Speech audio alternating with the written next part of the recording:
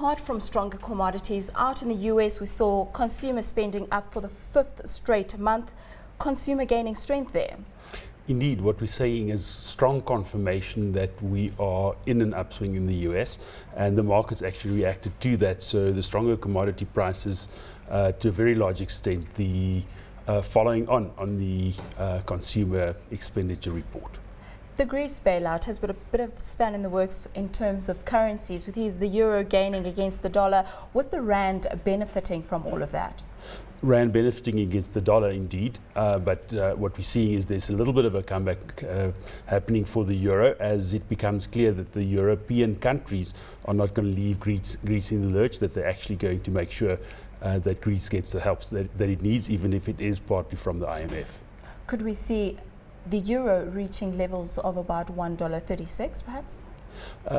Yeah, $1.35 to $1.40 is probably where it should go in the short term. And looking at the non-farm payroll, they are due out on Friday, but we know that we're on a public holiday then.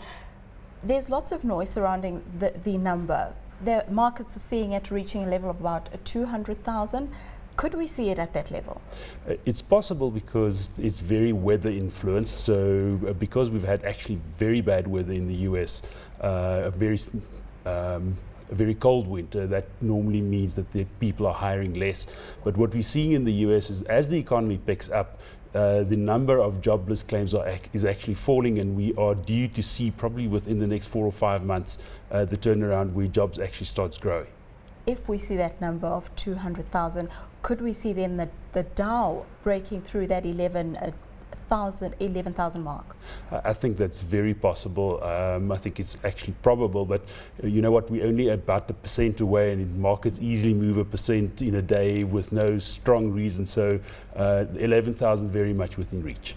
So how significant will it be if the Dow breaks above that level? There's lots of people who look at it technically. We look at it much more fundamentally. So what we're saying is it's still the Federal Reserve's desire that prices should go higher. They're still wanting to actually exit some of the top monies, some in the banking industry, etc. So they're actually looking for strong share prices to help support the upswing in the economy. Talking about the Fed here in South Africa, South African Reserve Bank decreased interest rates by 50 basis points. Came as a surprise for the market. How did the market react to that decision? The market actually took it very much in its stride. It's actually, especially on the currency, we saw the rand weakening on the day, but then very much staying within its trading range.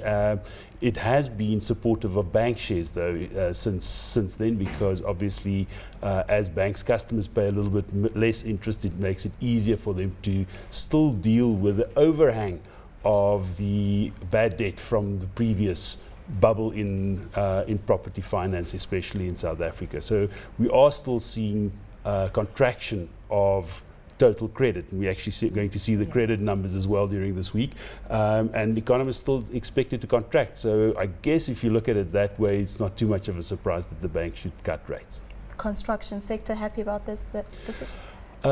Yes, but I think that it's more the retail property sector that's influenced. The construction sector has been very much influenced by large government contracts, which are not really that interest rate sensitive. So the construction sector not really reacting too much.